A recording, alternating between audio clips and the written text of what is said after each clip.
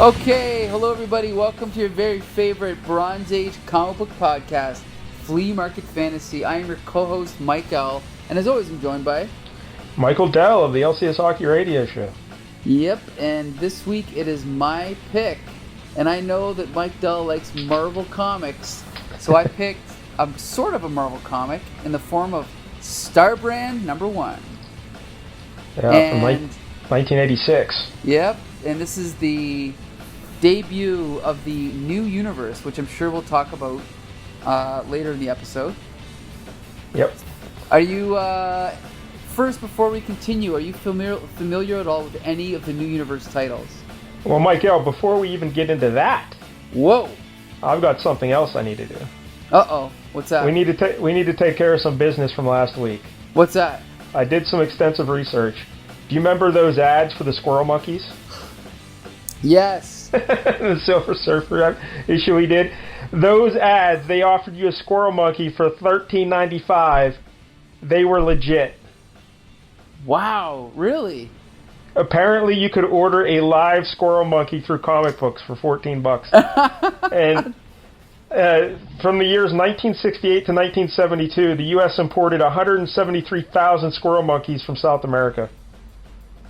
Wow. And there's a plethora of squirrel monkeys. There's a fella named Jeff Tuthill.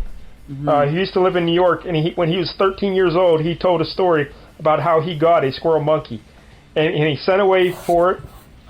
He had him delivered to his friend's house because he was worried his parents wouldn't let him have a squirrel monkey. Mm-hmm. So his friend called him up and said, "Hey, your monkey got here," and he went down and he picked it up, and it was in a cardboard box with like a wire mesh screen window for the monkey to like breathe. Yeah. And so he picked up the monkey. He took him home. Snuck him into the basement. His parents were upstairs entertaining their I don't know, his uncle or something. So he was trying to get the squirrel monkey out, and he says, "Oh, the poor little monkey's probably thirsty. I got to put some water in there." And he opened up the box. The squirrel monkey just jumped right out of the box, went up into the ceiling, the pipes in the ceiling. So he's chasing the monkey, trying to get him down, and he grabs the monkey's tail, and then the monkey jumps on him and starts biting his arm. Oh! And his dad came down and to see what's going on, and this kid was getting eaten up by this monkey. He said it was like a drill press just digging into his arm over and over and over. It turns out he needed 28 stitches. Oh my God! Wow! But there's a happy ending there, Michael. They kept the monkey. Really? Yeah, his parents and his sister loved the monkey, so they kept the monkey. and him and the monkey became best chums. And he had the monkey for 5 years, and he taught it to stay outside in the backyard and hunt for like worms and bugs on its own. And then he said he fed it like peanuts and seedless grapes. Okay. And the monkey would like jump around in the trees and like go around the neighborhood and stuff, and he'd always come back to their house. Wow. And they were best chums. But then one day he came home, the summer before he went to college, he came home and the monkey, his chest was all swollen up. Ooh. He didn't know what happened. And he was calling the vet to make an appointment, and the monkey died before he could get the appointment. Oh, that's sad. Yeah. So the monkey's name was Chipper, by the way. Oh, Chipper. Cool. So he doesn't know the cause of death. No, he thinks the monkey may have like ate like a wasp or something. Ugh. And it stung him inside, or I don't know. That's just what he's saying. But yeah, the poor monkey. But those ads were real, Michael. You could get a monkey. Wow. How times have changed, eh? We could have had so many pandemics from all these monkeys just flowing into the U.S. unchecked. The things you learn on Flea Market Fantasy, eh? Wow. And what kind of life is it for those monkeys? Like, they're just jammed in a box and mailed through the post office with no food or water. And I got a feeling that wouldn't even be legal now. Like, I should hope not. No, like, even in Windsor, I don't think you're really allowed to have, like, quote, exotic pets. You know, I don't know about your hometown, but I don't know. Oh, here in Greensburg, PA, it's nothing but exotic pets. Yeah. But how, if you think of the mailman delivering the monkey, like he's, just doing his job, and what's in it? It's a monkey. I'm delivering a monkey. It's crazy. Yep. Yeah. I don't know. Anyway, just something I wanted to tell all the listeners. Yeah. That's right up there with the backstory of the human fly, I think. You know? Yeah, I can't believe it. All right, now, Michael, we can get into the new universe. Woo! Marvel all Comics. Right. Now, the reason you picked this is you thought this is one of the things that triggered the end of the Bronze Age, correct? Well, people say that Jim Shooter leaving Marvel is what kind of ended the Bronze Age for Marvel.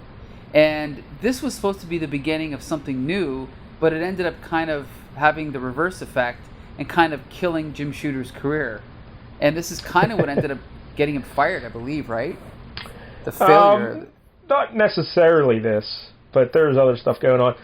But I would say that the end of the Bronze Age was really when they quit selling monkeys. Oh, yeah, comic books. okay. That's the official end of the Bronze Age. All right, now we know. But from what I read, Michael, like the beginning of the Bronze Age, it's always like 1970, and then there's a few things people can point to. But the end of the Bronze Age, it's kind of, there's a wide span of years where people say it ended. Like I was reading some people saying it ended in like 80, 81. Oh, that's outrageous, but... Part of their arguments were like it was when guys like Frank Miller and John Byrne took over books as writers and artists. Mm-hmm. And also around that time, the cover price went to 50 cents, I believe. Mm. So they were saying like that marked the end of it. And then other people say for DC, it really ended with Crisis on Infinite Earths. Right, right. And that makes sense, right? Right, I mean, yeah. And then others said for Marvel, Secret Wars is when it ended. Well, yeah, because I mean, if you think about Marvel, like they really boomed in the 80s under Jim Shooter, right? Like from 78 to 87 or whatever it was. So to me, if that era was like a boom period, then this is towards the end of the boom period. And I'm not sure how much research you did, but again, this was hyped up, but it ended up being a big dud, you know? So I think it kind of... Well, it was hyped, but like the company that owned Marvel at the time, or I can't even remember what it's called. Wasn't it called New World Entertainment, I think? No, it's something else, like... like Cadence or... something with a C. I don't know. Something weird. A two-word title. I don't know. Mm. But they were trying to cut costs, and they were like having arguments with Shooter and stuff. But so when this new universe, it was supposed to be a big deal, but they cut the budget drastically. Right. So before it even launched, it was kind of crippled. So even though they were hyping it up, they weren't putting the resources into it. Right. So like the new universe that's why Shooter and Archie Goodwin were like writing pretty much, a bunch of stuff, and a lot of the creators, some of the creators in some of these books were pretty virtual unknowns because they didn't have the big, budget to get in top creators.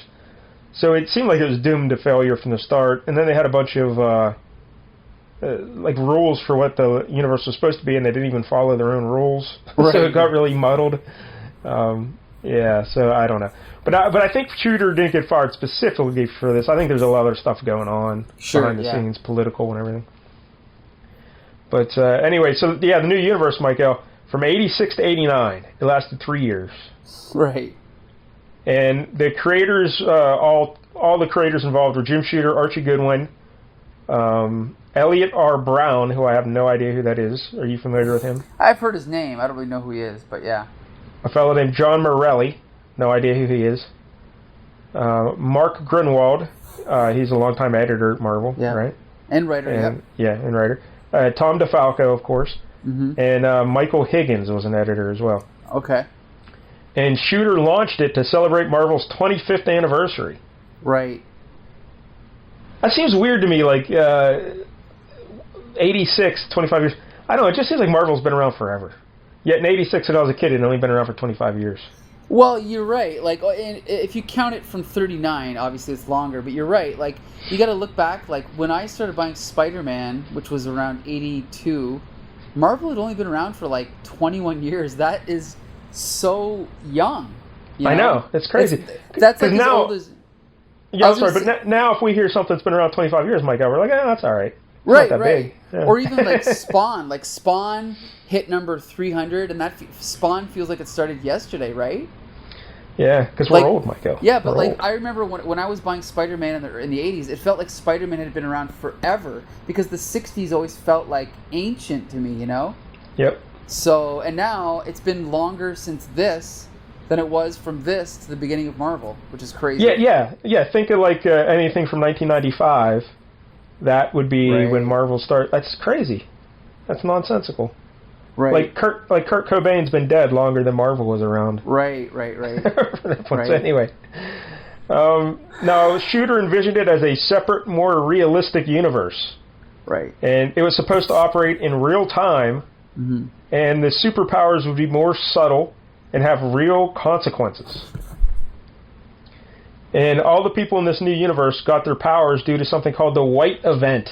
And it supposedly happened on July 22nd, 1986 at 4:22 a.m. Eastern Time. And it lasted for a few moments, and it bathed the Earth in a bright white light.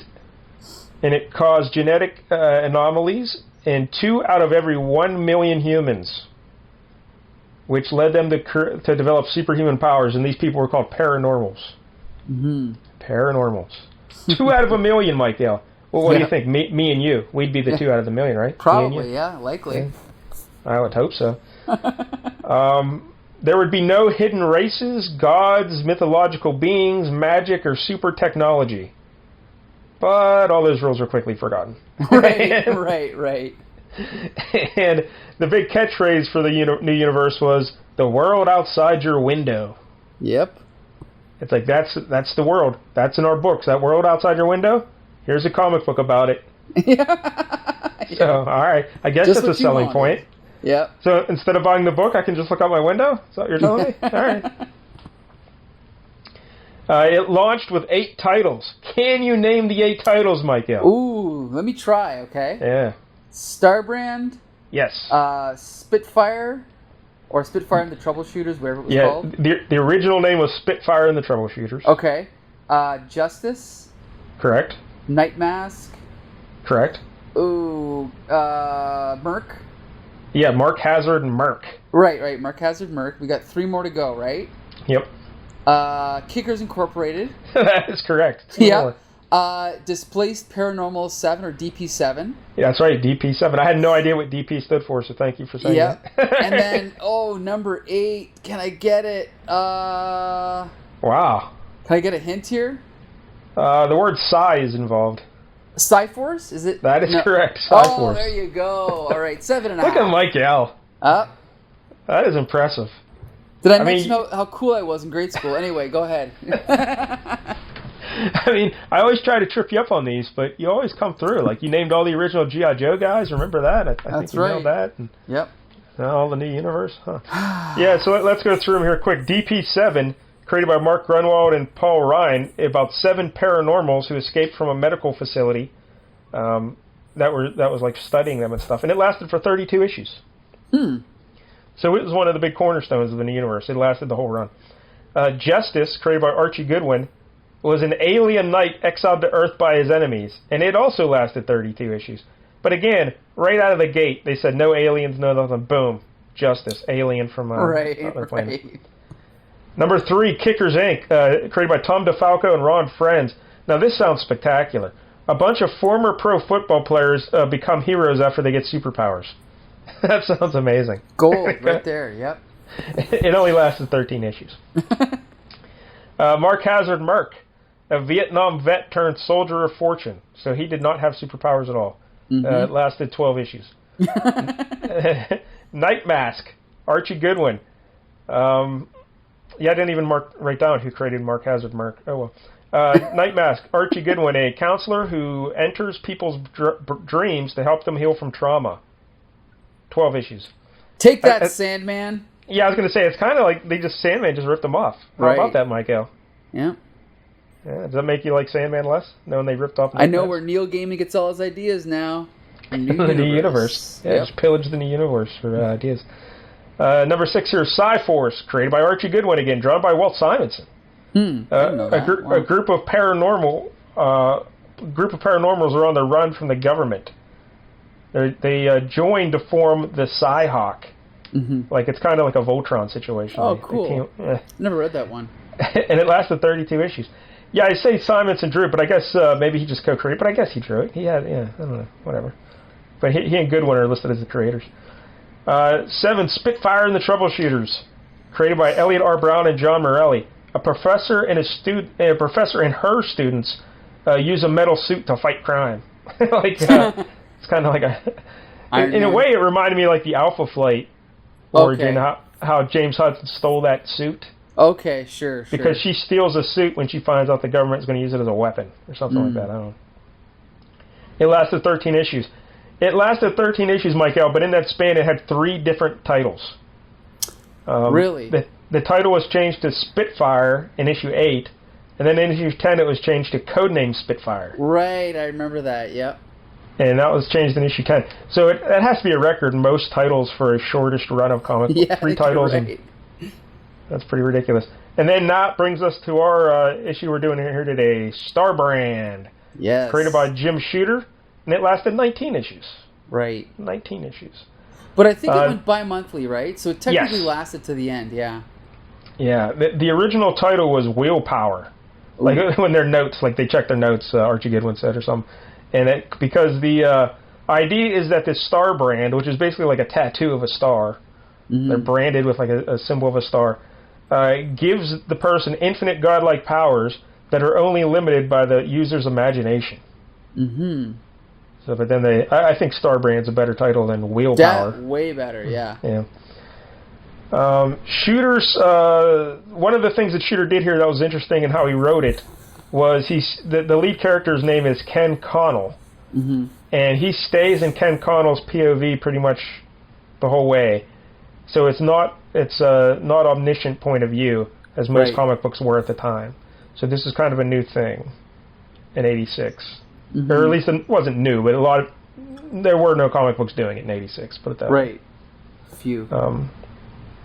So Shooter wrote the first 7 issues. John Romita and Al Williamson did the art for issues 1, 2, 4, 5, 6, and 7. Then Shooter was fired, and Romita and Williamson bailed. The series went bi-monthly and had various creators do fill-in issues until John Byrne came in to do issues 11 through 19. He wrote the issues and he also did the breakdowns, but I think the finished art was done by Tom Palmer, if I'm remembering correctly. And he kind of redid the whole series. It no longer focused on Ken Connell. It focused on the Star brand itself. And we'll get into how it changes and stuff as we talk about it. But the series ended with issue 19, and it also had one annual. A Star brand annual. That's got to be great stuff. The Star brand concept, Mike-DELL, was later... it's been in the comics since then. People bring it back into Marvel continuity since then, including once, Mike-DELL, with Quasar. That's right. I knew that. Now, how did they use it? Did Quasar get a hold of the Star brand? I don't remember. It's been a while since I read it, but I remember that for a while everyone pretended the new universe didn't exist because it was definitely not supposed to be in continuity with the main Marvel universe, right? But then I guess Mark Grunwald figured, well, no one else is using it, so I'll have Quasar. I think he visited their universe, so I think he interacted with a few of the, like Night Mask and a few of them. I'm pretty sure, but I don't remember exactly how it all turned out. After the first year of the Marvel New Universe, Kickers Inc., Mark Hazard Merc, Night Mask, and Codename Spitfire were all canceled. Right. And Star brand went bi-monthly. When the imprint ended in 1989, the remaining 4 titles, Star brand, Psi-Force, DP7, and what would be the 4th one? Psi-Force, Mark Hazard... Justice. Yeah, okay. Justice was the 4th one. They revamped Justice as well. I think Peter David came in, and they did away with him being an alien knight. They said that it was all just in his mind. He was delusional. Right. So when the imprint ended in '89, though, those 4 titles were actually profitable for Marvel. They were making money. Really? But they still canned the whole imprint because, they weren't huge hits, but they were profitable. They just figured the resources in those creators, Peter David, John Byrne, they could be better used elsewhere. Right. So they just scrapped it. And I know what's funny is I think that's what made way for Quasar, among other things. Oh, thank God. Yeah, mid-'89, you had Quasar by Mark Grunwald, you had She-Hulk by John Byrne, so yeah, that's probably exactly what happened. Yeah, but I thought they were all like colossal failures, but nope, those 4 actually were doing okay. Huh. All told, the New Universe published 170 issues. And I guess the imprint kind of ended on a limited series called The War. Did you ever hear of this? I think it's 4-issue. Yeah, series. there's another one called The Pit, right? Yes, that was a one-shot. Okay. Because John Byrne blew up Pittsburgh. Right. It's kind of like a dig at Jim Shooter. Right. And they call it The Pit because it's just a big hole in the earth. Right. So yeah, that's the new universe for you. So that's all the info I could find. I did not purchase any new universe books when I was a kid. Well, I had I had maybe 2 or 3 issues, but I remember being underwhelmed by them. So I never went back and got into it. But then, just, through digging through back issue boxes, I ended up collecting Starbrand 1 to 10. So I've definitely read those. Yeah, and then I also collected, I think it was Justice. I think because Steve Englehart took over Justice with number 2, maybe? No idea. So, yeah, I had a handful of those. And then I think I had a handful of the Peter David. You said he did Merc, right? Or was it Merc or Justice? No, he did Justice. Okay, that was the one. Okay, so I Peter David's run. Whatever Steve Englehart or Peter David did, I bought. So I had them all at one point. But obviously they weren't great because I got rid of them. Yeah, I never bought any of them. I might have to go back and read Kickers, Inc. Oh, yeah? Pro football players getting superpowers. That sounds amazing. Something different, yeah. Trying to think what else here about... hey, this Starbrand number 1, if you want to purchase it yourself, you can get it for about $3. That's I also love how, maybe our listeners don't know this, but we're reading this on a nefarious source online. No, Michael, we purchased them all at back issues. And Right. But I don't know about you, Mike-DELL, but my copy is all bent up on the bottom right corner. I just think it's funny that that's all I could find. But anyway. I'm trying to think if there's anything... Oh, I don't know what I want to mention. I talked about this before on the show, but when I was a kid, I thought the end of Secret Wars 2 started the new universe. Because the Beyonder kind of like...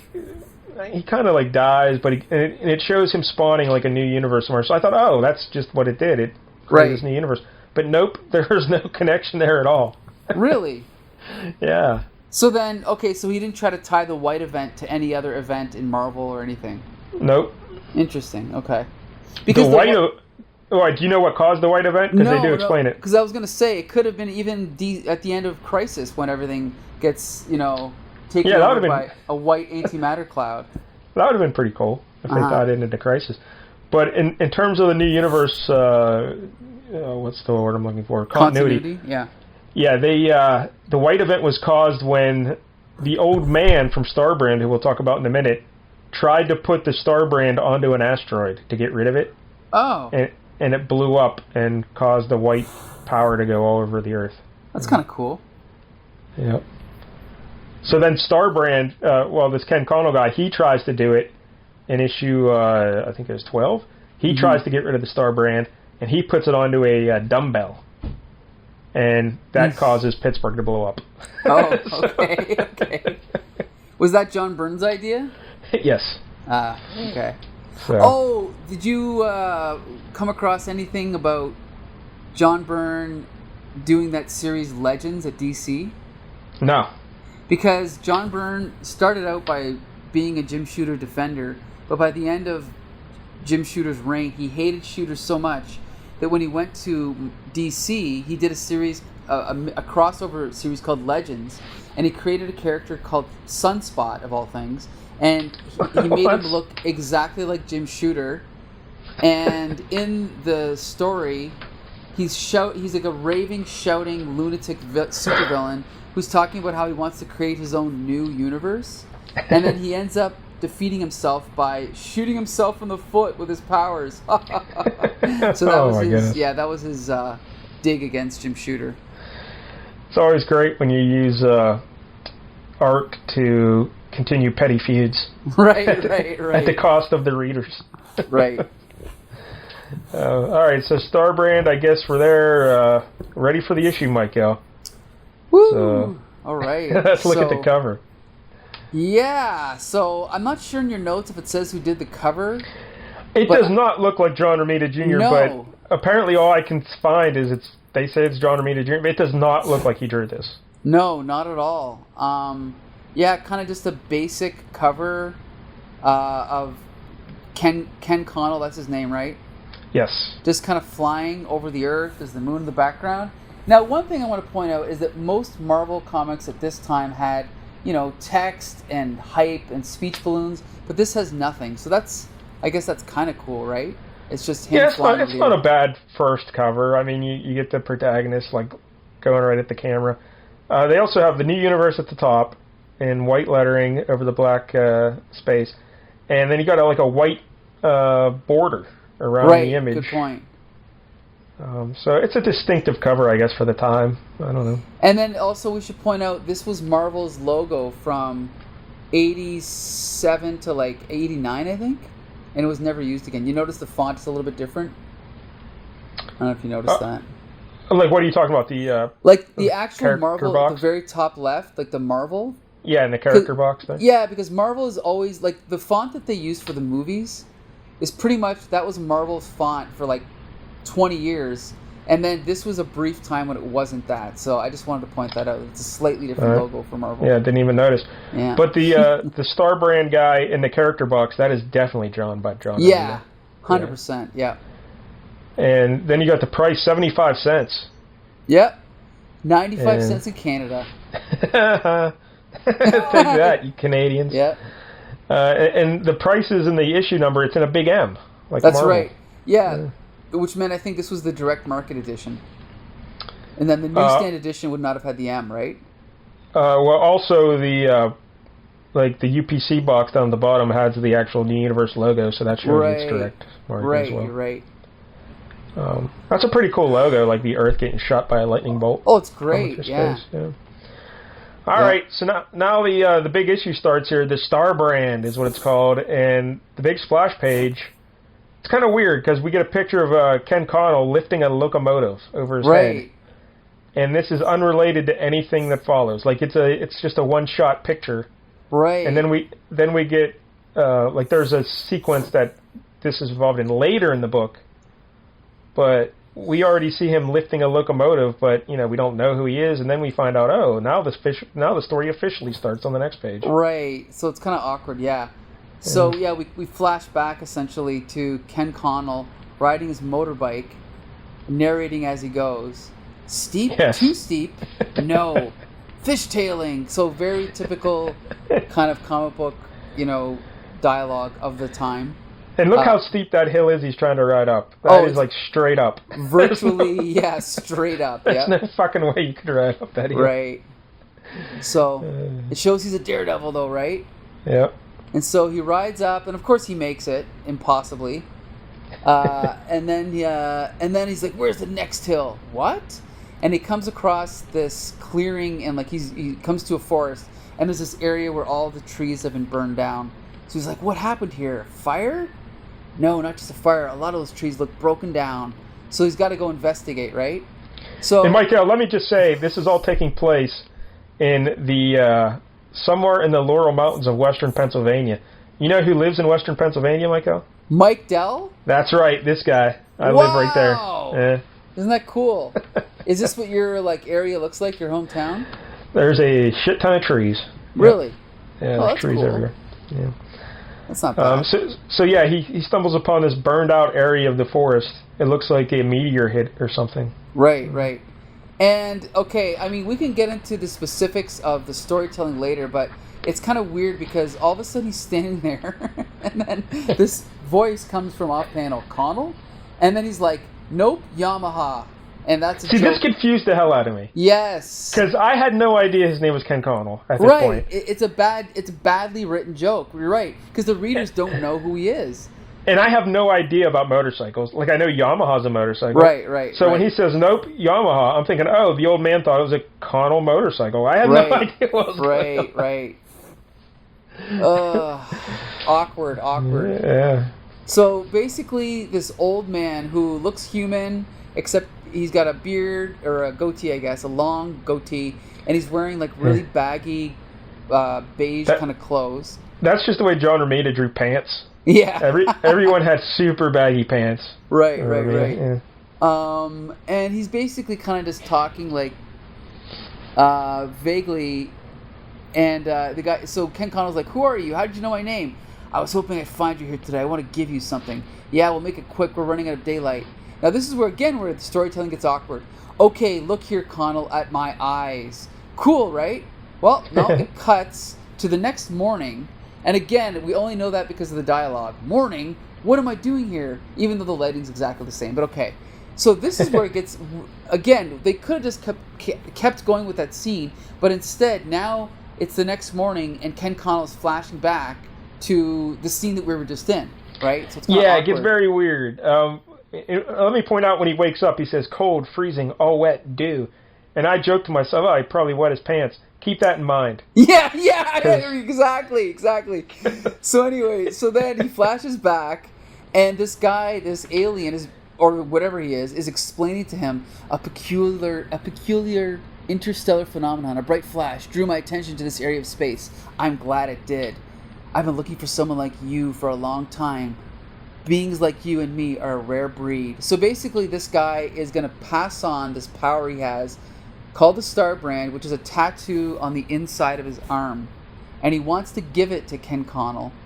And so he's like, if you don't want it in your palm, you can move it later. So he touches, so Ken Connell touches his arm, and then the tattoo moves to the palm of his hand. So it flashes back to the present, and now he's got this tattoo, and he's like, can't rub it off. It's real. No, that's crazy. Old man. Well, we gotta talk, man. Where are you? So then, of course, he walks over. But it's so weird, like you said, it's so weird the way they did it. Like, have him wake up, have the flashback, and then, like, why didn't they just continue have that scene, and then have, after he transfers the Star Brand, have him pass out? Right. It's just badly done. Yeah, it would have been so much simpler to just do it that way, just straightforward. So then he could wake up saying, old man, where you at? Old man, you know? Right. So he walks over to like this hole in the ground, and he sees the old man at the bottom of the hole, and now he realizes that he was not human, he's actually an alien. And so he's reverted to his actual form, and apparently he's dead. And he's like, oh, he's dead, I don't believe this. That thing put this on my hand, and now he's dead. And of course, then he has another flashback. The alien guy explaining, in your language, it would be called the Star Brand. You're the perfect choice. I can't tell you how relieved I am that you accepted it. I hope you won't regret it later too much. And then Ken Connell's like, well, I better bury him. And here's the thing is, apparently Ken Connell has powers, but they don't make any. They don't make anything dramatic out of it. He just lifts up a gigantic, huge boulder, like the size of like a hill, and just covers up. Or he puts the alien in a cave, although we don't see him do it, and then he puts a big rock in front of the cave, like he makes a tomb out of it. But yeah, he just picks up this giant boulder. Then the next panel we see him flying. And but like nothing. He's not surprised at it at all. He's like, oh yeah, I just pick up boulders and I fly. That's what happens. Right. It's so weird. Right. So then we cut to hours later. He's at his apartment. He comes into his apartment. He sits down. He's like, and he's talking about the tattoo, and he's like, I can feel it. It's always warmer than the rest of my skin. And this is like a weird part. He goes, and when I think about it, concentrate, like now, the warmth spreads. It sort of flows and fills up my whole body. It's like it becomes my body, and the real me is just smoke, nothing, a template that tells my energy body what shape to take. Now that's a very specific description of, something that's probably just like, again, what is it? It feels warm. It feels like a buzzing in his body. I don't know. It's kind of just a weird description. Like, this is obviously probably how Shooter is explaining how his powers work, but it's kind of a weird thing for him to pick up on just by feeling the warmth of his tattoo. But whatever. It's very poorly done. Yes. So then he's like... look, we see him twist a dumbbell, Mike, out, and I think that same dumbbell is the one he ultimately blows up Pittsburgh with later. Okay. So, you're scoring at home. But it's also funny because then before that he says, I don't look any different, but the feeling is indescribable. Like, nothing can hurt me. So he puts his hand over, like, the flame on his stove. And then he's like, and I'm so strong. I can't believe, oops, oh well. He lifts up a couch and smashes it into the ceiling of his apartment. Yeah, like you said, he crunches the dumbbell. So then he's like, this is the best part. I think up and I go up. It's as though my energy body isn't subject to gravity. It goes where I want and just brings the flesh and blood along. Again, that's a cool explanation for how like flight would work, but it's just weird that he would just figure that out. Yeah, like I'm sure up until this point in his life, he's never used the phrase energy body before. Yet now today he realizes, I have an energy body. Right. Oh, so then this is another weird scene. So now he flies over to his buddy's house, Myron, I guess is his name. And we should say it's in West Mifflin, which is like a little neighborhood outside of Pittsburgh. So look at it's an that. actual place. Yeah. Well researched. Well, I just lived here. Yeah. So anyway, he walks into Myron's house, and Myron's is trying to fix a bike that's been like crushed, and he's like, "Look what I found." Yeah, Myron's his buddy, and what Myron's like is he like a psychiatrist or something, or I can't remember. Am I imagining that? I don't know. But he's like, "Look what I found by the road. Somebody threw it away. Can you imagine?" It's so weird. And then Ken's like, "Sure, it's bent almost double. It's junk." Nonsense. It just needs a little work. You're nuts, Myron. And then he just takes it and he fixes it, like using, I guess, his Starbrand power. Now, he just bends it back into shape. Yeah, those lines, are those like energy lines? Are those lines on the ceiling? I don't know. Those are just like lines on the ceiling, like perspective lines okay. Try to give it some energy, but they're not. They try to give the image some energy, like a sense of movement, but yeah. But they're not really there. Yeah. You know what I'm saying? All right. So then it cuts to later. So Ken's been trying to explain to his friend what happened to him, and his friend is like, he's like, "Of course I believe you can. At least about what you can do. You can't argue with empirical evidence. Still, I'd like to see the body. Let's go now, tonight. This is important. Maybe the most important thing in history." But Mike-DELL, notice we see a silhouette of someone with a gun. Right. I didn't even notice that before. Yeah, that's cool. Well done. And I also want to point out his friend's name is Myron, which is a weird name. And in Pittsburgh, we have a famous sports broadcaster, football color guy named Myron Cope, who is legendary. Legendary. He's since passed away, but I'm sure Jim Shooter probably named him Myron after Myron Cope. For sure, yeah. So then, Ken's like, "Let's call NASA or something," and the guy Myron's like, "Nah, let's wait." And then here's another awkward part. Myron says, he's talking about the old alien man. "I suspect he put you under some form of hypnosis, a sort of sleep teaching to enhance your recall." Sorry, go on. Again, how that's exposition just shoehorned in. Yeah, exactly. Notice, Mike-DELL, the figure outside the window, though. Yeah. Good stuff there. Yeah, I noticed that one. Now here's another little part. I wonder if you picked up on this. So then Ken Connell says, "Well, he said it took courage to use the weapon. He kept calling it the weapon. It's like mind over matter, I mean, you have to think it on. And I guess that'd be hard to do if you're busy wetting your pants. Anyway, so I said he should get a lion tamer or an astronaut, somebody fearless. He said fearlessness is the absence of reason. Would you put the deadliest weapon in existence in the hands of a being capable of abdicating reason? No, I wouldn't. In fact, there are lots of people I wouldn't trust with this thing, which brings me to the point. Maybe we shouldn't go public." Okay, so anyway, my take on that is that this is Green Lantern, right? Green Lantern got his ring from an alien who landed on Earth, gave him the ring, and then also the whole point was that the ring had to go someone who was without fear. And so this is Jim Shooter's commentary on the idea of Hal Jordan not having fear, that maybe that's not such a good idea to give someone without any fear of this weapon, right? So. Yeah, I meant to mention that when he found the alien, giving him the brand, that it is like Green Lantern. So, right, totally. Mm-hmm. So then, now the mysterious figure who's been outside shoots his laser gun through the window and then bursts through the wreckage and is kind of standing there. And this is, again, pure John Romita Jr. We've got this weird alien with, like, this armor on with these... what do you call this? Like, I guess it's kind of like 3 visors. And through those visors, you can see that he's, like, a green, maybe lizard-like alien underneath, I think. Yeah, something like that. And he's got 2 yellow golden guns. Right, really weird-looking laser guns.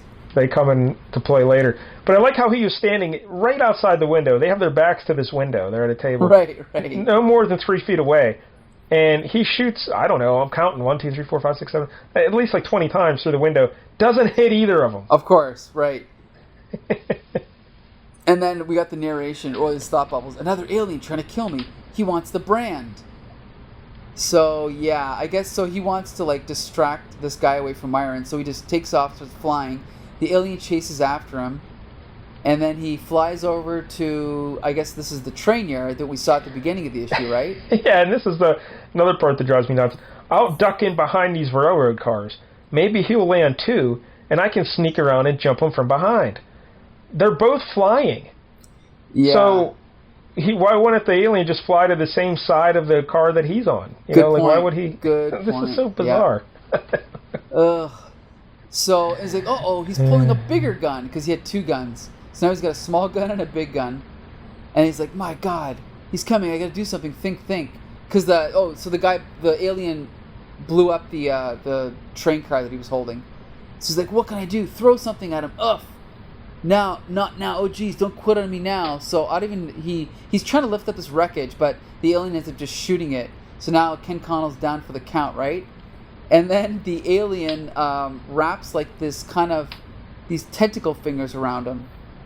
And he's like, this is a little twist, possibly. He's like, the old man deceived you. He was not dying. He is not dead. You've been duped into playing a role in an intrigue you cannot begin to comprehend. A role that will bring pain, suffering, and death to you. And universal domination to the old man and his ilk, unless you give me the weapon. Do not force me to terminate you. But Ken Connell, he's like, but the old man said I was so tired, give up. He's like, give up. No, don't give up. And then he just uses his power, and then he just, I don't know what. The guy just, like the alien's all of a sudden not on him, and he's like, no way. Yeah, it's so weird. Yeah. Yeah, like everything goes white. The alien is seen in a silhouette, like scared. But then Starbrand is somehow, he's about 50 yards away from the alien now. Right. Because he picks up the locomotive and throws it at him. I guess that's where the splash page would have gone, right there, eh? Yeah, but the splash page, he's wearing his outfit, and here he's just in his t-shirt and jeans, So it's kind of like an old different. DC splash page where it's just an event that happens in the story. Yep. But I would like to point out, I kind of like that twist of the alien saying the old man lied to you. Yeah, that's cool. Because then it's like, wait a minute, maybe I'm not supposed to be a good guy. Maybe right. Yeah. So I was intrigued by that. Right. So then he's like, you want this power jerk? Well, eat it. And then there's this huge explosion, right? Yeah. And then he's like, and then his buddy comes, Myron's back. He's like, Ken, you okay? What happened? It looked like an atom bomb exploded. He's like, I don't know. I just got so worked up, blah, blah, blah. So he's like, oh, yeah, and by the way, he's naked.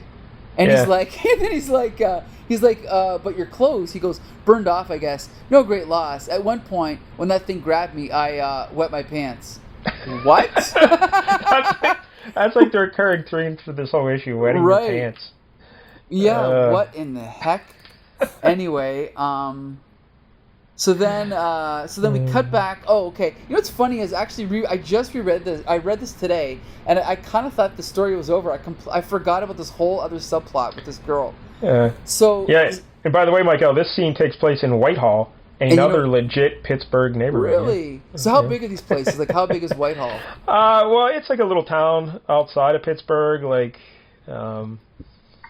it's not huge, but so Jim Shooter must be from there, right? Isn't he?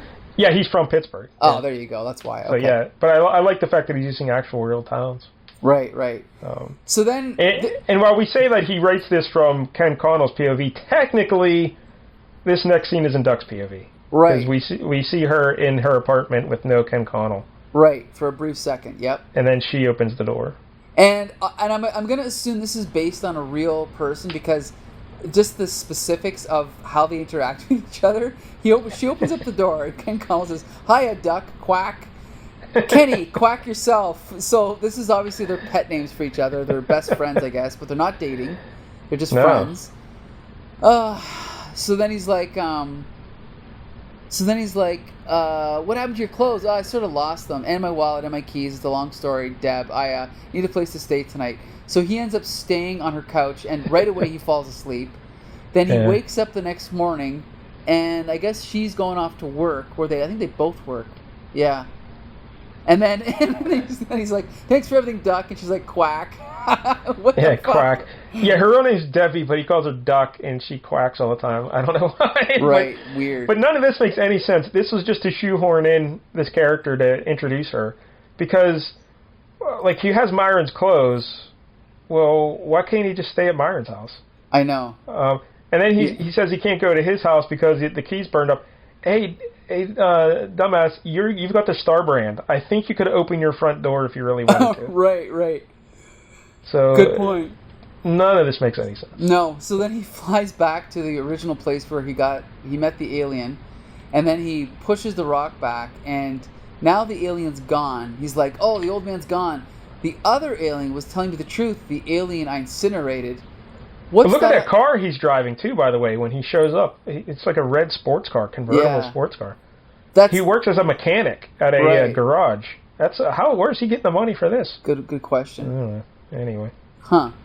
So, I think, isn't that her car? I don't know. No, she was driving a green car. Okay. She went to work. She dropped him off at his apartment with the locksmith so he could get into his apartment. Again, you've got the Star brand. Open the damn door. Save the bill on the locksmith. Right. So anyway, now the old alien's gone, but he's like, what's that on the floor? Clothes? Not the old man's. Looks like my size. Huh. A farewell present. So long, sucker. My God, what have I got myself into? What the hell is this dialogue? Yeah, and the clothes are like his dirt bike outfit as well. They're kind of a take on his dirt bike outfit. Right. So then we cut over to the girl who he's got a date with, Barbara Petrovich. So she's, so they're finishing up dinner with her and her kids. They go upstairs. This is weird too, because, alright, so Barbara's a single mother of 2 kids, and the kids look to be like, I don't know, 7, 8 years old. So, how old is this guy? How old is this Ken Connell? Because later on in the show, later on in the series, I read ahead, Mike. I read a couple books. Not full books, but just some scenes. I wanted to see him blow up Pittsburgh, and I wanted to see something else that happened we'll talk about in a minute. But you find out that Duck is 24 years old. Okay. So it would seem like Ken Connell then is around 24, because they seem like childhood friends. Sure. The way they're interacting. So why is this 24-year-old hanging out with this single mom with 2 kids? But he's not 20. I'm going to imagine, however old Jim Shooter was at this point, I bet you that's how old he is. Because this is clearly, I'm going to guess this is based on a lot on Jim Shooter's real life. I'm just guessing. I don't know that, but... It just seems so strange. This seems like, oh yeah, you're dating a single lady with 2 kids, you're in your 30s or something. Right. But then Duck is 24, so it's I don't know. The whole thing's a mess. Right. So then he's like, hey, I wrote a poem, going to hear it? Roses are red, telephones are plastic, disco is dead, but you were fantastic. What the fuck? Jim Shooter was just waiting to stick that into a story somewhere. He's like, I finally got my opportunity. So then he's like, so they're kind of chatting it up.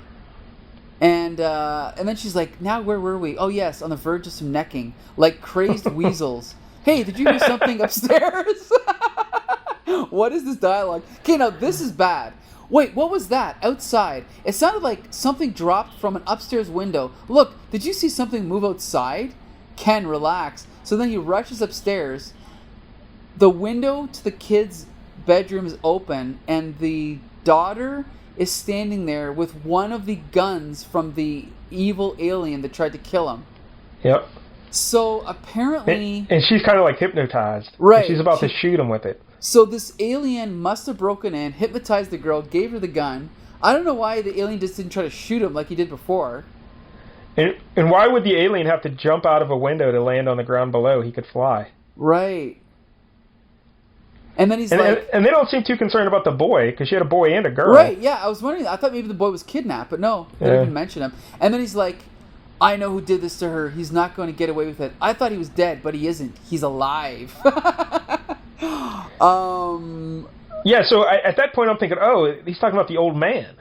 Because the old man, he thought he was dead, and then, but the alien told him, no, the old man's alive. Because surely that alien died when that big explosion, right? I mean, surely the alien died. So I'm like, oh, well, they're talking about the old man. Nope. So maybe that would make sense, the old man jumping out of the window. But no, apparently they're talking about the alien. Right. So now he goes back to his apartment, and he's on the phone with Myron, and they're trying to figure out what's going on. And then what's her name? Quack or Duck or whatever her name is. Debbie comes in. Is it Debbie? Yeah. Yeah, because she shows up at his apartment because she's been trying to call him. Right. Because she has to give him a message that his boss said if he doesn't show up to work tomorrow, he can just stay home forever. Right. So she's like a really loyal friend. She's like, well, you'll always have me. And then, of course, he leaves the ray gun laying on the couch. So she goes to pick it up. Yeah. He's like, don't touch that. What are you trying to do? Ow. And he hits her, like he pushes her so hard that he knocks the wind out of her. She's like, you knocked the breath out of me. Look, I'm sorry if he's doing it to me again, making me afraid, tying my insides up in knots. So it's his fault that he abused her. But anyway. And so he's like, he apologizes, kisses her on the cheek. He's like, you better go now. And he's like, okay. So then he's like, I think he's like flying and like thinking. What is he drinking wine there? I don't even know what he's doing. So then the next day they show him at work. He's like dressed like a mechanic. And here we go. Here's some classic Jim Shooter dialogue, because apparently Jim Shooter was like a dick the way he talked to people. And this is exactly something Jim Shooter would say. I just like being around you, John. You're okay for a fat guy. What the hell? That's Ken talking to his boss, because his boss is really impressed at how hard Ken's working today. Right.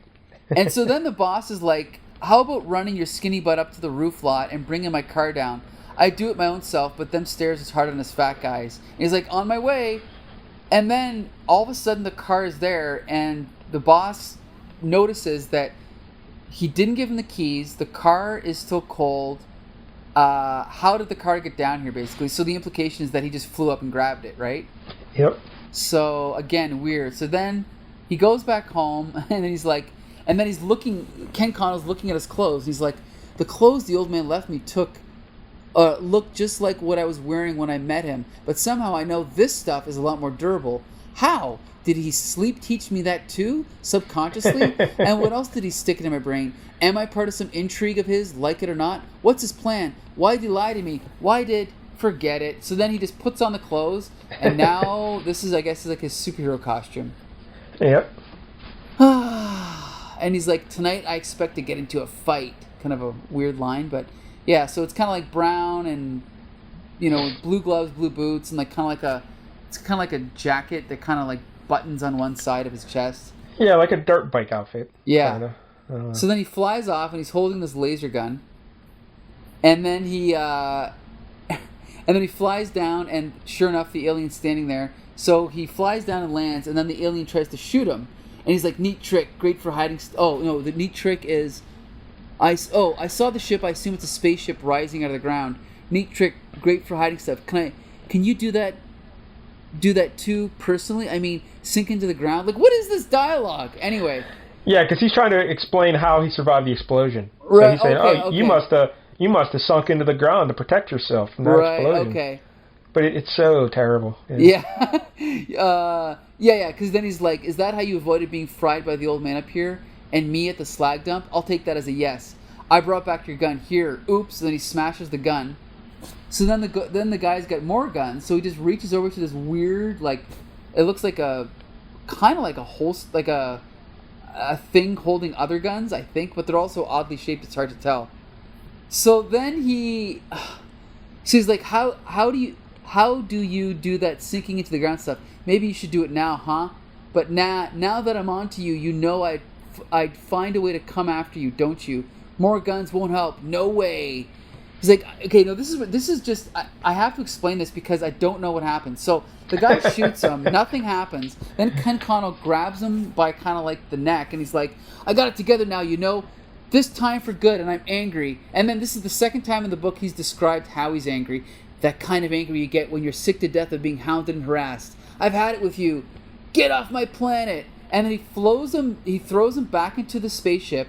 The next panel is silent. The ship is just flying away. Then it cuts back to Ken Connell standing there, and he's like, whether he meant to or not, the old man picked the right man. I've got the power, and I'm going to keep it if I have to kick every butt in the universe. And then it says at the bottom, only the beginning. And that's the end of the story. Now, do you think he picked up the ship and threw it? or do you think it flew away? I think it flew away because it's curved, so it shows that it's flying. I think. He could have spun it. I guess, yeah. But yeah, what a weird issue. I gotta say, Mike-DELL, we've read. We're up to issue 52 or episode 52 of Flea. This might be the worst written issue I've ever read. Yeah. It is terrible. Like, the dialogue is just awful. Just awful. It's nothing but exposition and nonsense and trying to explain things that should have been explained in the story already. Just telling, not showing, and just terrible, corny dialogue, too. It reminded me when I was reading this, were they still using the Marvel method in 1986? Because it's like he just sent the story off to Ramita, he sent it back, and then Shooter's just filling in dialogue to try and explain things. That's 100% what I thought when I was reading this. It feels like the art was done first, and Jim Shooter's just trying to explain it, because it just doesn't make... It so easily could have been fixed with like a draft 2, right? Yes. Well, at least improved. Maybe not fixed, but... it would have been better. Yeah, this is terrible. This is terribly written. I remember when we first started doing the show, I always had great admiration for Jim Shooter. And I may have said he was a comic book genius. Yes, you did. Yes, you did. I'm rethinking that. Because, wow. He from Secret Wars to that one Avengers we read and this. And, his dialogue's just really bad.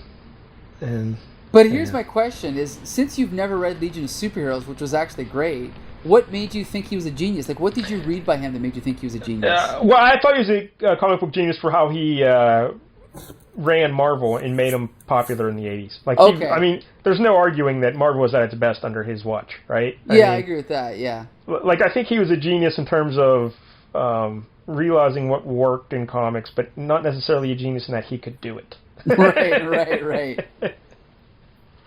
Wow. Yeah, because this is very disappointing. Man, this is bad. I don't know. I don't know what to say about it. It's just so bad. There's a few filmmakers like this. Dave Mamet is one, and what's his name? Brian De Palma is another, where it's like they're successful for a certain period of time, and I think they get it in their head that everything that they do is right because everything they do has always worked. So they kind of don't learn and they don't listen to other people. And I think this is what happened, is he got it in his head that his method that made Marvel so great is the right way to do it, so that's how I'm going to write this story. And it doesn't matter whether it's good or not, because it's his way. I'd like to force sporting analogies on you, Mike-DELL, just because I know you love sports.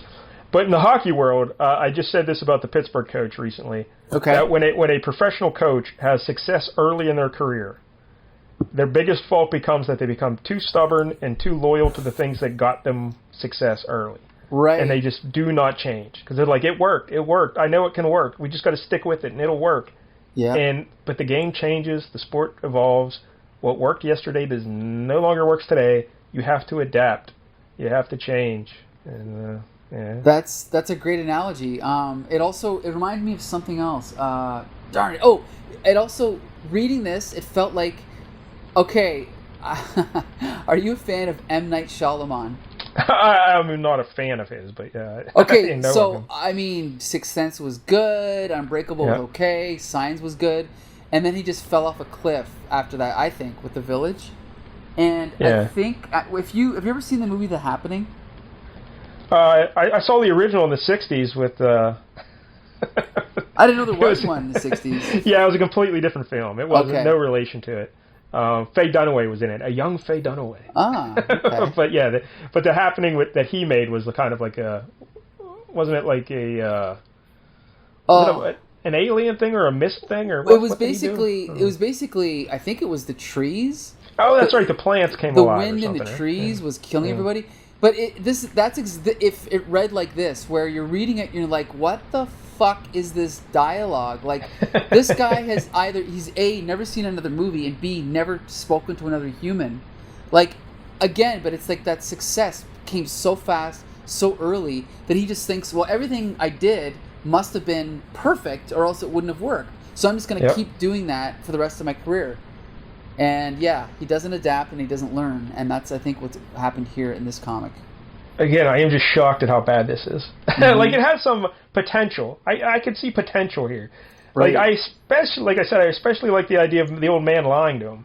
Right. Like, right. like that opens up a lot of doors you could go with. Now, Mike-DELL, I know you didn't read ahead. Do you know more about? Well, you said you collected the first 10 issues. Did you read them? I did read ahead. It was been a couple years, but I did read the first, 10. Actually, I think I might have skimmed through them all.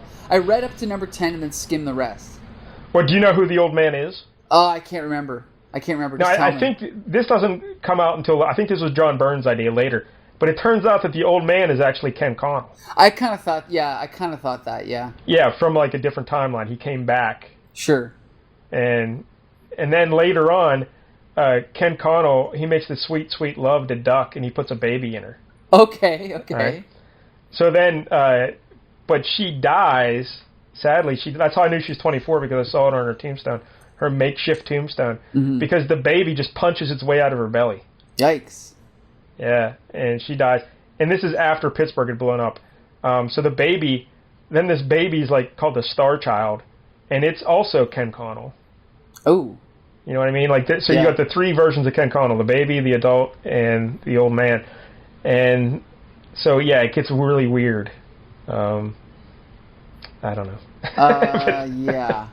Yeah, that's the thing. Is the one thing I'll give this is, although it's awkward and in many spots very bad, it's still, I'm slightly compelled to keep going and keep reading, you know? I am not. I am not.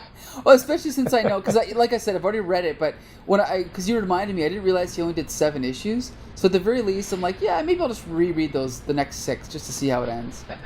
I like Duck, Quack. Yeah. That's about it. And that dialogue, I remember there being some really weird exchanges between those two coming up. Like, it's just really weird. Yeah, I don't know, man. Nothing about this makes any sense. Okay, let's talk about the art. What about the art? Yeah, this is Romita after he did X-Men. He was on X-Men for 3 or 4 years? Something like that, yeah. But Claremont never liked him. He never liked the style. So, I mean, he said they got along, but he was just never a favorite of Claremont, because Claremont had just done runs with Byrne and Paul Smith, and he felt Romita wasn't up to that standard. Whatever. So he was always... It's not that he got booted off X-Men, but Marvel decided to move pieces around. Right. So they wanted to move him out. Who took over then after he? Mark Silvestri. Silvestri.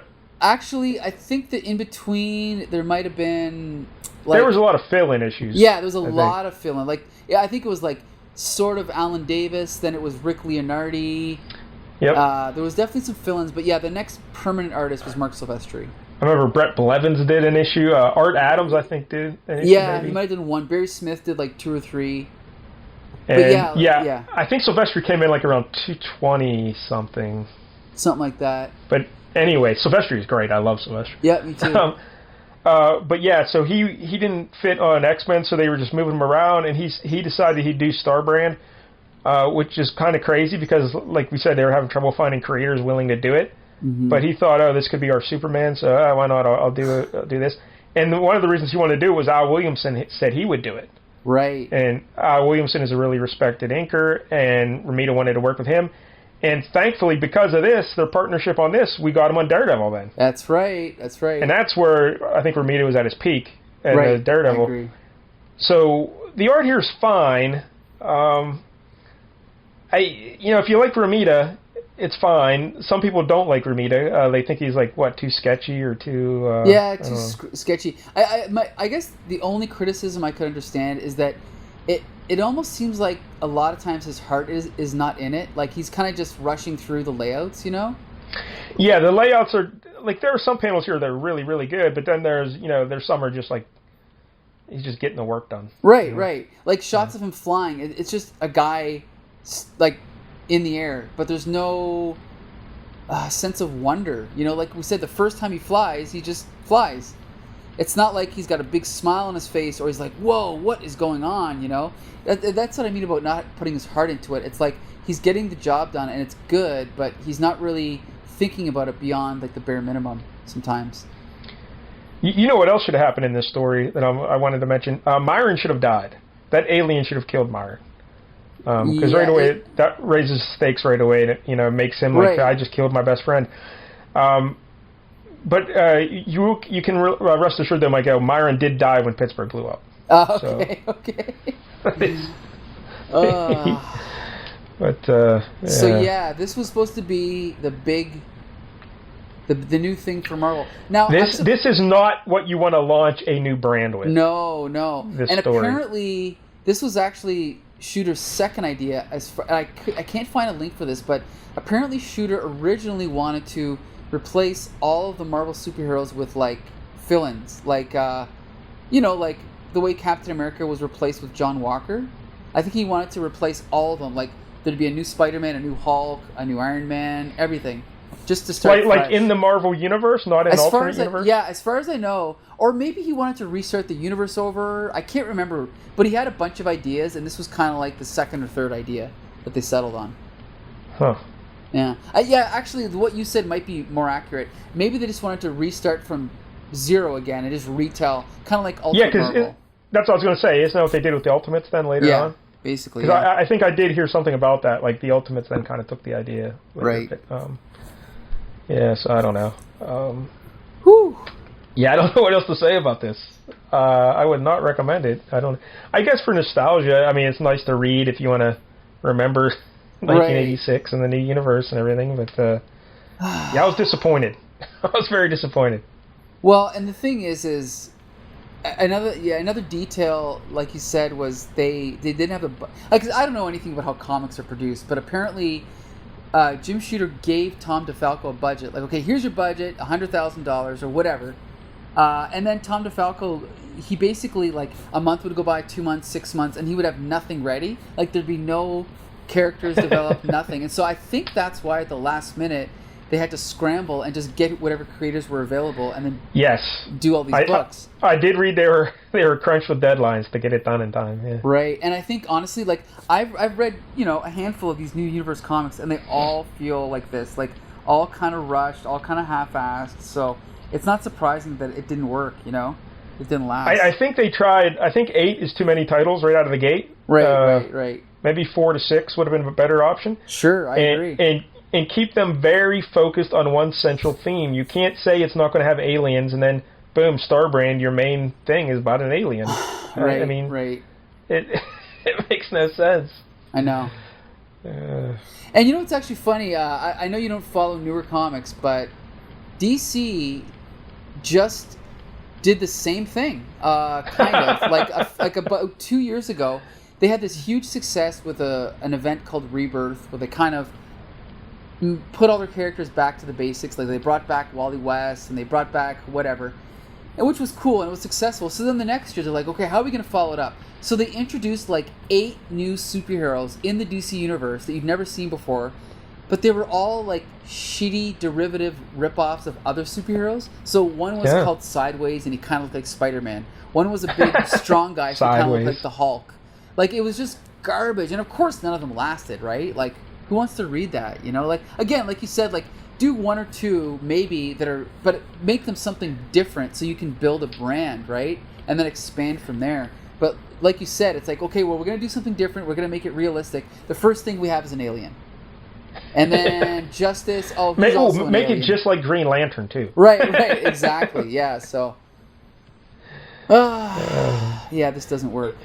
Yeah, like coming up with a new superhero idea that hasn't been done in the year 2020, it's very hard. Right. So maybe not shoot for 8 new ones. Maybe shoot for 1. Right. Try that. But, hey, Micah, what's going on with DC? Are they? I saw huge layoffs the other day. They're out of business. No, are they done? No. Like basically, I think so. Warner got bought by AT&T. Yeah. And so over the past few years, they've been slowly changing. Like they moved the headquarters from New York to LA. They've kind of put everything under the corporate structure of the film studio, because that's obviously more powerful, more money. And then every couple years, like things will happen. People get laid off and they change things. And now the big thing is they've wiped out, like, I don't know what the number is, but a big chunk of their editorial staff. And so one of them would be Bob Harris, who I'm sure you know from Marvel, right? Yes. And then a bunch of other people, I don't know if you know their names, but Bobby Chase is another one from from 80s Marvel. I remember Bobby Chase. Yeah. She's there now, but now she's laid off. So basically, I think the idea is, what I see happening is, basically Warner Brothers goes, okay, comic books are not profitable. We've got 80 years worth of stories to mine for our movies, so why are we wasting money and resources on these things when they don't turn a profit?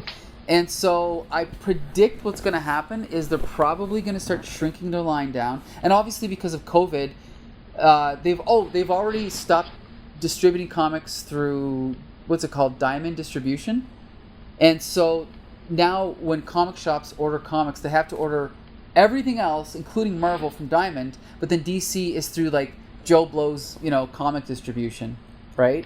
So I predict that in a year from now, you're probably going to see a DC that's much smaller. That's probably just Batman and Superman and maybe Justice League and probably just special edition graphic novels, and like that's it, unfortunately. Wow. And like maybe digital, right? Digital probably won't go away, but paper is just not profitable, But Mike-DELL, if they're leaning more into the movies, maybe this gets us one step closer to a Johnny Double movie. Yeah, there you go. Johnny Double. Yep. So. One can hope, right? All right, so back to Star Brand, Mike-DELL, 1 out of 10. Oh, man. You know what's funny? As I was reading it, even though I had mixed feelings, I was like, okay, I'd probably give this at least a 7. Because because I want to find out what happens next. I'll give it that. But then when I got to the last page, and the climax of the story was Starbrand yelling at him, throwing him into a UFO, and then the UFO flying away, and then him just shouting that he's going to kick every butt in the universe, that knocks it down to like a 3. Yeah, it made no sense because we already thought that alien was dead. All right? Right. And he died in a huge battle, a climactic battle. And then, so what does it matter if we see him fight the alien again? We already know he can beat this alien. There's no drama. There's nothing. Right. And the alien doesn't even put up a fight, really. He's just there at the second time they fight. He shoots him once, and Starbrand's like, oh, doesn't bother me. And he just punches, just destroys him. Right. So it's not even like an exciting or thrilling fight. No, it's nothing. This alien was already dead. Right. Like, who cares? Right. It would have been cool to bring back the old man. Yes. Right? Because tied all together. Yeah. Oh, he lied to me. Now this is what really happened. Something. But because I guess they do that later on in the series. The old man does come back because he wants the Starbrand back. He has regrets and he wants it back. But it's just this is horribly written. Right, it is. I can't get around. Like every angle is horribly done. So I'm going to give it a 2 out of 10. Just because I do like John Romita, even though I don't think this is like prime Romita. It's still I have a soft spot for Romita because I grew up on his X-Men stuff. So, this is fine. There's a guy named Myron who I'm guessing is in honor of Myron Cope. It takes place in Western PA. Some towns I know, so we'll give it a 2 out of 10 for that. And I'll give it an extra point just because even though it was badly written, like I said, I wasn't put off by it, and I do want to read more. So, and I like Romita's art. Like seriously, if you just take the art in this and then go back and just redo the dialogue, it could get up to a 5 or a 6 easy. Right? Yeah, you're totally right. That's even with the big flaws in the storytelling, like there's still, if you just change the dialogue, it would be serviceable. Right. So. Yeah, like draft 2, just do another draft and probably fix a lot of problems. Man. Anyway. All right. So bad. There you go, Starbrand, the new universe. I wonder why it didn't succeed. Right. So next week, Mike-DELL, I'm going to go with an obscure book from 1986 Marvel. Woo! Can I get a hint? Now, yeah, because it's tough. I'll give you a tough hint. Whatever hint I give you, it's probably going to give it away. But it's an obscure book from 86, a female protagonist. Okay. Dazzler? No. No. Nope. There's not many. Kitty Pryde? Nope. Oh, well, who's left? Dakota North. What? Dakota North. Detective, right? Yeah. Private Eye. Dakota North. Wow, okay. She specializes in the fashion industry. Because there's always a lot of capers going on in the fashion industry. Interesting. But Do you remember Dakota North? I remember the ads, but I do not remember the comic. The ads are iconic. Like, they're very stylish. Right. I'm looking at the one now. Style. Yep. And Dakota North only lasted 5 issues. Okay. But and the two creators are people you probably never heard of. I can't remember the lady, her name who wrote it. A lady wrote it, and I think the artist's name is Tony Salmons. Oh yeah, I know him. Oh, okay. Yeah, he did a couple issues of G.I. Joe. Well, this was like his first work, and this was the first comic book that the lady wrote too. And the brainchild behind all this was a fellow named Larry Hama. Oh, so nice. Okay. He was the editor, and he was the guy that shepherded these two novice creators through the process of creating Dakota North. So we'll get into that next week. But at the time this book came out, there really were no other female-led books in Marvel. Yeah, that's what I mean. Like, even, like I said, Dazzler was probably canceled by then. She-Hulk had not started, so this could have been the only one. Wow. Yeah, so it's kind of a big deal, yet you never hear anyone talk about it. So we're going to talk about it next week on Flea Market Things. And we're going to do issue number 1. There's only 5 issues. So I figured we might as well do issue 1 so everybody's on the same floor as the characters and everything. Right. Learn it together. So. Okay, well that wraps up another episode of Flea Market Fantasy. Every week we do a different Bronze Age comic book. That's a comic book from the 70s or 80s. So join us again next week for Mike-DELL's pick, Dakota North. And until next Tuesday, disperse!